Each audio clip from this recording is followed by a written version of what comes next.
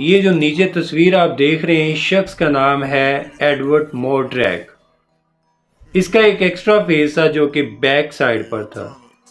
Back side पर जो face था वो खा पी नहीं सकता था, सांस नहीं ले सकता था, लेकिन वो दो काम करता था, हंसता था या रोता था। एडवर्ड ने डॉक्टर से बहुत दफ़ा कहा कि मेरा इस शैतानी चेहरे से पीछा छुड़वा दें, मेरा ऑपरेट कर दें, लेकिन किसी डॉक्टर ने उसकी ना सुनी। इस एक्स्ट्रा फेस का ये था कि रात को सोते हुए एडवर्ड को हॉरिबल आवाज़ें, हॉरिबल स्टोरी सुनाया करता था, जिसकी वजह से एडवर्ड इसे इतना तंग आ गया कि एडवर्ड मोरड्रैग ने सिर्फ 23 साल की उम्र में खुदकशी कर ली।